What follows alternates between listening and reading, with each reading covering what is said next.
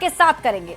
देखिए, सूत्रों के हवाले से बड़ी खबर मिल रही है कि सीएम नीतीश कुमार 30 मार्च यानी कि सोमवार को बिहार विधान परिषद की सदस्यता से इस्तीफा देंगे। अब एनडीए नेताओं ने कहा कि एक संवैधानिक प्रक्रिया है, सांसद निर्वाचित होने के बाद 14 दिनों के अंदर पहले वाले सदन से इस्तीफा देना होता है।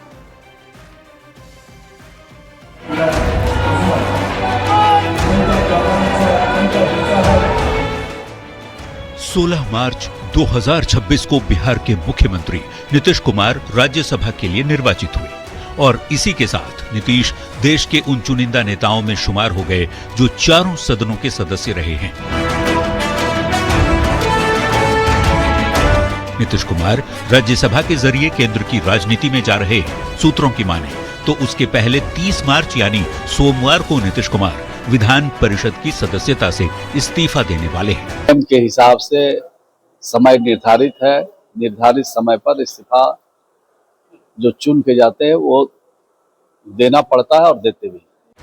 दरअसल नियम है कि अगर कोई राज्यसभा और लोकसभा के लिए निर्वाचित होता है और पहले से अगर किसी दूसरे सदन का सदस्य है तो निर्वाचन के 14 दिन के भीतर पहले सदन से इस्तीफा देना जरूरी होता है। यही नहीं, इस्तीफे के बाद निर्वाचन आयोग को सूचना देना भी जरूरी है।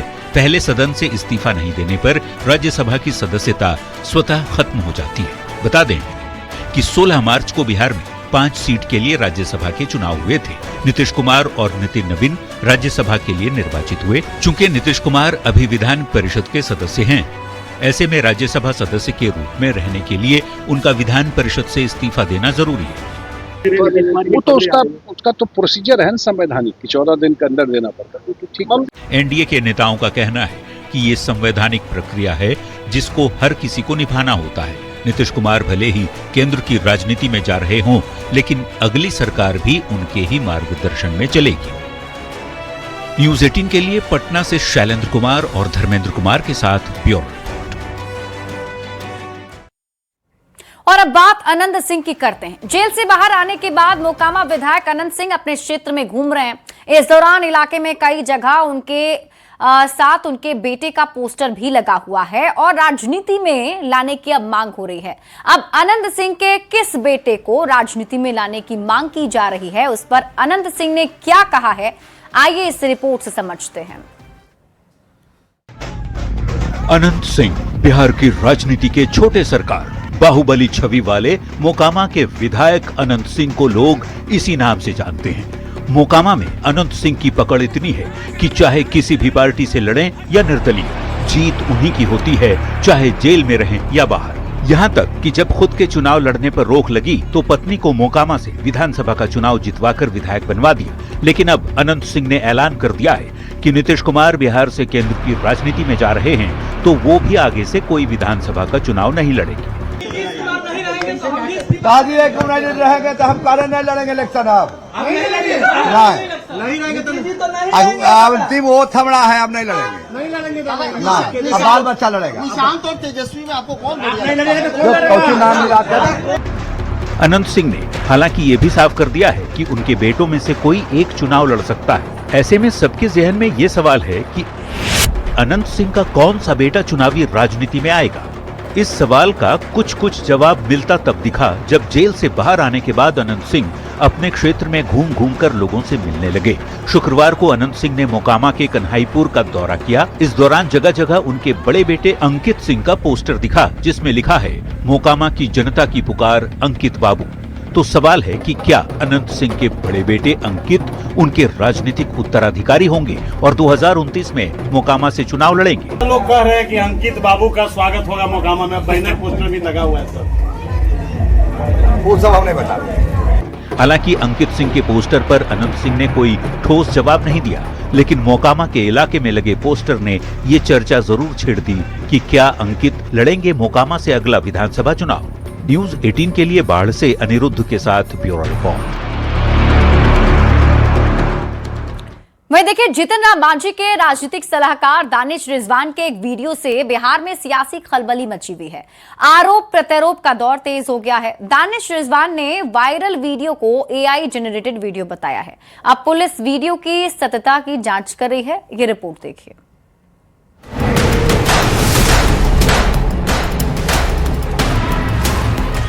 दानिश रिजवान का ये वीडियो सोशल मीडिया पर सनसनी मचाए हुए है। जीतन राम मांझी के राजनीतिक सलाहकार एक पुलिसकर्मी का पिस्टल लेकर आसमान में फायरिंग कर रहे हैं। गोलियों की आवाज गूंज रही है। आरजेडी ने सोशल मीडिया एक्स पर यह वीडियो साझा करते हुए बिहार सरकार पर निशाना साधा। आरजेडी ने सवाल उठाया कि एनडीए के राज में ऐसी घटनाएं हो रही हैं।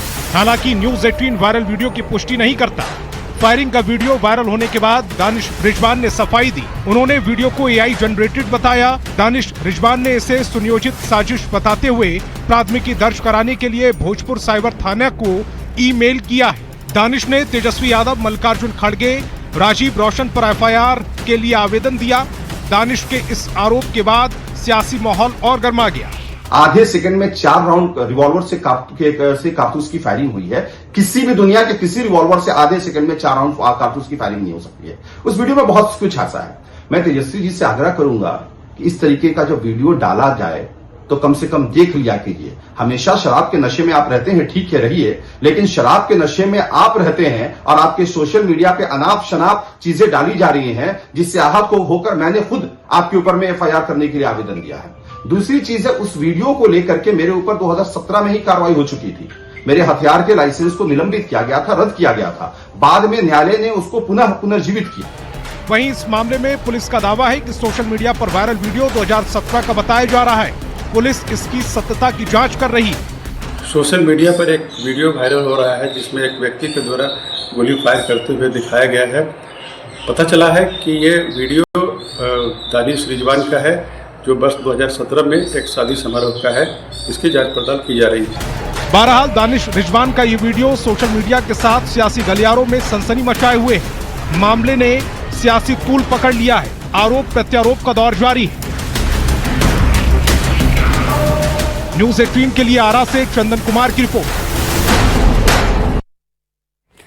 पश्चिम एशिया में जारी संघर्ष और उससे पैदा हुए ऊर्जा संकट के बीच केंद्र सरकार ने एक बड़ा फैसला ले लिया है।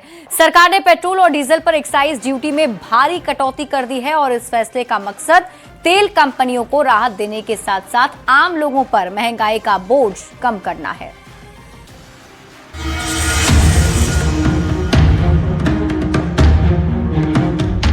पश्चिम एशिया में जारी तनाव और वैश्विक ऊर्जा संकट के बीच केंद्र सरकार ने पेट्रोल डीजल पर एक्साइज ड्यूटी घटाने का बड़ा फैसला लिया है। सरकार ने पेट्रोल पर एक्साइज ड्यूटी को 13 रुपए प्रति लीटर से घटाकर 3 रुपए प्रति लीटर कर दिया है, यानी 10 रुपए की कटौती की गई है। वहीं डीजल पर 10 रुपए प्रति लीटर की एक्साइज ड्यूटी को पूरी तरह खत्म कर दिया गया है। सरकार के इस फैसले से सबसे बड़ी राहत तेल कंपनियों को मिली, क्योंकि वैश्विक संकट के चलते उन्हें महंगे दामों पर कच्चा तेल खरीदना पड़ रहा था। एक्साइज ड्यूटी कम होने से कंपनियों पर दबाव कम होगा और अगर कंपनियां चाहें तो पेट्रोल डीजल की कीमतों में भी कटौती कर सकती हैं। माना जा रहा है कि आने वाले दिनों में ईंधन के दाम 10 रुपए कम हो सकते हैं। हालांकि अंतिम फैसला तेल कंपनियों को ही लेना है। पेट्रोल पर एक्साइज ड्यूटी पहले 13 रुपए प्रति लीटर, अब 3 रुपए प्रति लीटर, अंतर 10 रुपए कम। वहीं डीजल पर भी बड़ी राहत मिली है। डीजल पर एक्साइज ड्यूटी पहले 10 रुपए प्रति लीटर, अब 0 रुपए, अंतर एक्साइज ड्यूटी खत्म। दरअसल पेट्रोल और डीजल आम लोगों की रोजमर्रा की जिंदगी से सीधे जुड़े हुए हैं। देश में सड़क परिवहन की ज्यादातर गाड़ियां इन्हीं ईंधनों पर निर्भर हैं। ऐसे में सरकार का उद्देश्य कीमतों को स्थिर रखना और तेल कंपनियों के घाटे को कम करना है, ताकि वैश्विक संकट के बावजूद ईंधन की कीमतें अचानक न बढ़ें और आम जनता पर महंगाई का अतिरिक्त बोझ न पड़े। इस राहत पर केंद्रीय गृह मंत्री अमित शाह ने ट्वीट किया और लिखा, पश्चिम एशिया संकट के बीच दुनिया ईंधन की कमी से जूझ रही है, जिससे वैश्विक स्तर पर कीमतें बढ़ रही हैं। ऐसे में मोदी सरकार द्वारा ईंधन पर उत्पाद शुल्क में कटौती का निर्णय नागरिकों के लिए बेहद जरूरी राहत लेकर आया है। केंद्र सरकार के इस फैसले पर बीजेपी नेताओं ने इसे आम लोगों के लिए बड़ी राहत बताया। केंद्रीय मंत्री गिरिराज सिंह ने कहा कि प्रधानमंत्री नरेंद्र मोदी हमेशा देश की जनता के हित में फैसले लेते हैं। वहीं बिहार सरकार के मंत्री विजय चौधरी ने भी इस कदम को जनता को राहत देने वाला निर्णय बताया। संवेदनशील सरकार है। नरेंद्र मोदी जी देश के जनता के प्रति समर्पित हैं, यही इसका भाव है। इस देश के लोगों की परेशानी को कम करने के लिए केंद्र सरकार का ये प्रयास या ये कदम सराहनीय है। बीजेपी के प्रदेश अध्यक्ष संजय सरावगी ने भी एक्साइज ड्यूटी की कटौती को देशवासियों के लिए बड़ी सौगात बताया। साथ ही उन्होंने लोगों से अपील की है कि पेट्रोल डीजल की कीमतों को लेकर फैल रही अफवाहों पर ध्यान न दें और केवल आधिकारिक जानकारी पर ही भरोसा करें। 10 रुपया लीटर डीजल और पेट्रोल में एडिशनल एक्साइज ड्यूटी में कटौती की गई है। बड़ी बात है। इससे पता चलता है देश के यशस्वी प्रधानमंत्री नरेंद्र मोदी जी को अपने देश के 140 करोड़ लोगों की कितनी चिंता है। कुल मिलाकर वैश्विक ऊर्जा संकट के बीच सरकार का ये फैसला तेल कंपनियों को राहत देने के साथ साथ आम लोगों को भी संभावित महंगाई से बचाने की कोशिश के तौर पर देखा जा रहा है और मैसेज भी साफ है कि लोग किसी भी अफवाह में न आए। Bureau report, news 18। औरंगाबाद के हसपुरा थाना क्षेत्र के खुटन गांव में एक दिल दहला देने वाली घटना घटी है। यहां एक युवक ने अपने ही छोटे भाई के 3 मासूम बच्चों की क्रूर हत्या कर दी। हत्या के बाद खुद को भी घायल कर लिया है। पुलिस हत्या की वजह जानने में जुटी है। देखिए इस रिपोर्ट में क्या है पूरा मामला।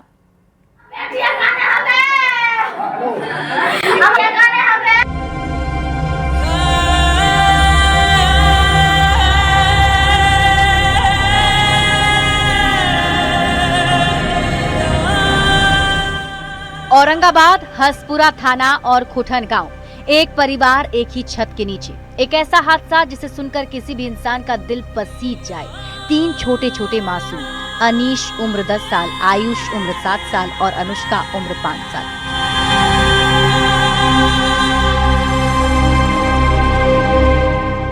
जिनकी आंखों में अभी दुनिया देखने का सपना था, जिनकी हंसी घर को रोशन करती थी, आज वो हमेशा के लिए चुप हो गए।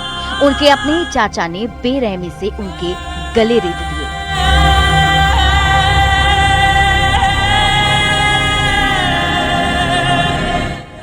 तस्वीर इतनी भयावह है कि हम आपको दिखा भी नहीं सकते। ये उस घर और उस छत के नीचे की तस्वीरें हैं जहां एक परिवार खुशी से रह रहा था। रामनवमी का त्योहार था। मासूमों की मां अपने बच्चों के उज्जवल भविष्य के लिए मंदिर गई थी। वापस लौटी तो वर्तमान देखकर सन्न रह गई।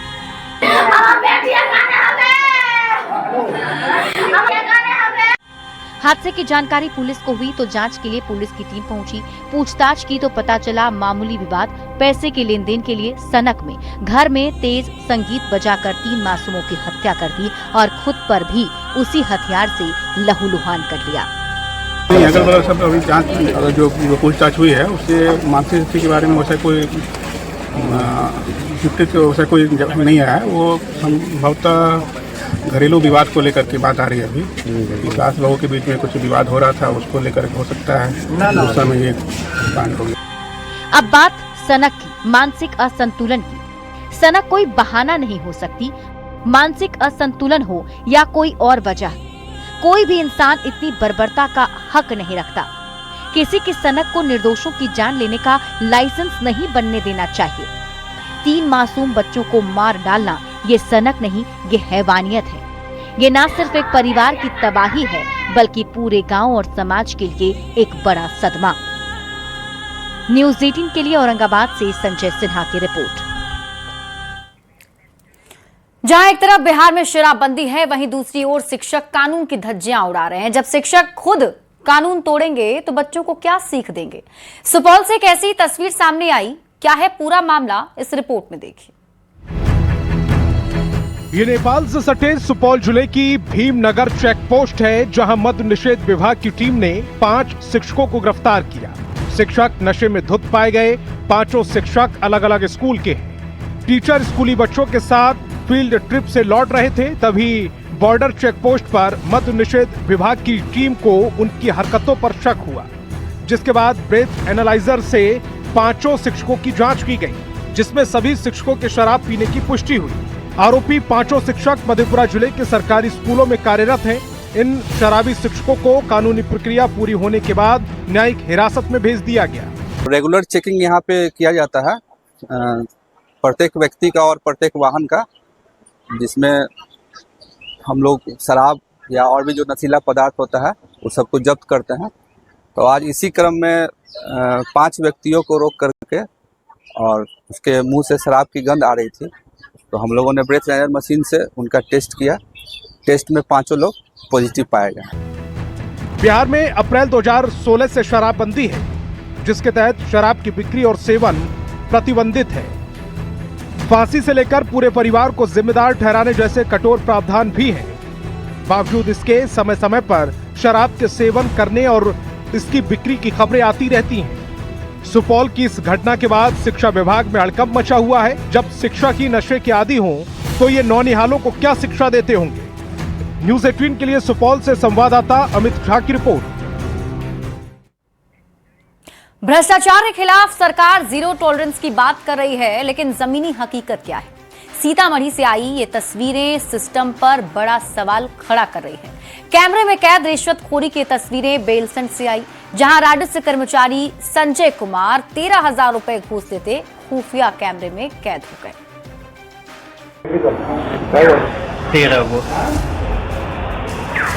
1,000 अहाँ कर ले रही है, 1,000 हमरा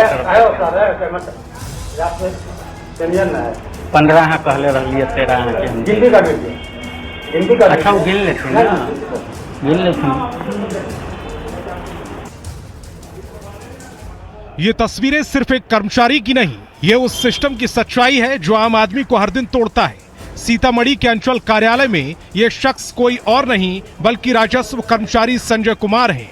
13,000 रुपए की घूस लेते कैमरे में कैद हुए। वो पैसे जो किसी गरीब की मेहनत की कमाई थे, वो पैसे जो किसी की जमीन का हक दिलाने के लिए थे, आज उसी हक पर सिस्टम ने खुद ही डाका डाल दिया।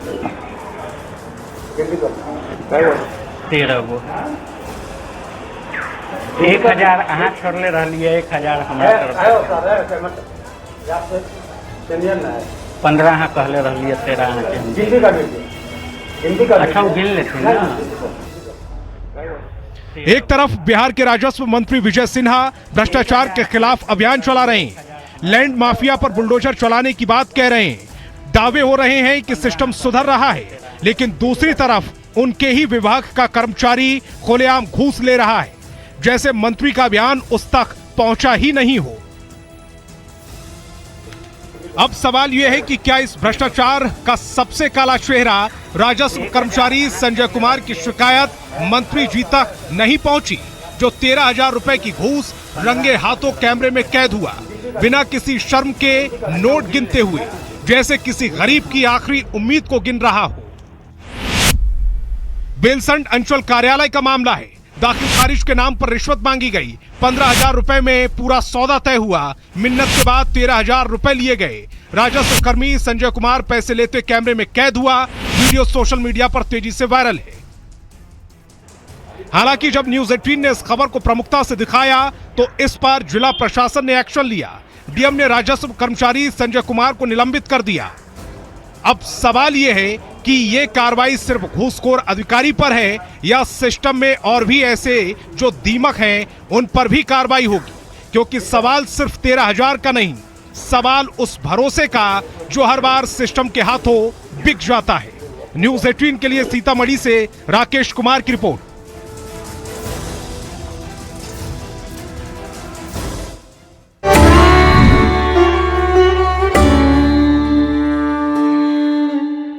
और अब बात रामनवमी की करेंगे और पटना के डाक बंगला चौराहे पर रामनवमी पर भव्य कार्यक्रम का आयोजन हुआ, जिसका उद्घाटन सीएम नीतीश कुमार ने किया। इस कार्यक्रम में निशांत कुमार, डिप्टी सीएम सम्राट चौधरी, नितिन नवीन भी शामिल हुए।